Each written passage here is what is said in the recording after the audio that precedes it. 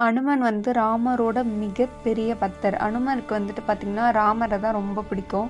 ராமர் வந்துட்டு விஷ்ணு அவதாரத்துல இருக்கிறப்ப, சீதாதேவிய ராவணன் வந்துட்டு கடத்தி போயிடுறாங்க.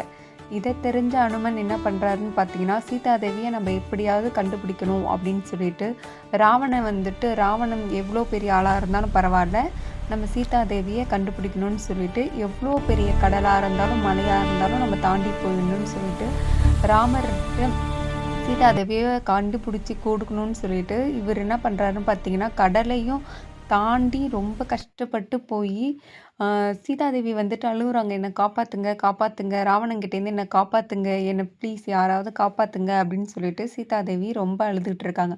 அந்த நேரம்னு பார்த்துட்டு அனுமன் வந்துட்டு வந்துடுறாரு சீதாதேவி கிட்ட. சீதாதேவிய நம்ம வந்துட்டு கூட்டிட்டு போகணும் அப்படின்னு சொல்லிட்டு, அவங்க என்ன பண்றாங்கன்னு பார்த்தீங்கன்னா, அவங்கள கை கும்பிட்டு வணங்குறாங்க. வணங்கிட்டு அவர்கிட்ட வந்துட்டு ஒரு மோதிரத்த குடுத்து, "இத வந்துட்டு ராவணன்ட்ட இத பார்க்காம எடுத்துட்டு போய் ராமர்ட்ட குடுங்க" அப்படின்னு சொல்லிடுறாங்க. இவங்க 2 பேரையும் வந்துட்டு அனுமன் சேர்த்து வச்சுடுறாரு. அதனால எல்லாருக்கும் வந்துட்டு ரொம்ப ஹாப்பி ஆயிடுது. எல்லாரும் வந்துட்டு பார்த்தீங்கன்னா, அனுமன பத்தி நல்லா ஜாலியா பேசிட்டு இருக்காங்க.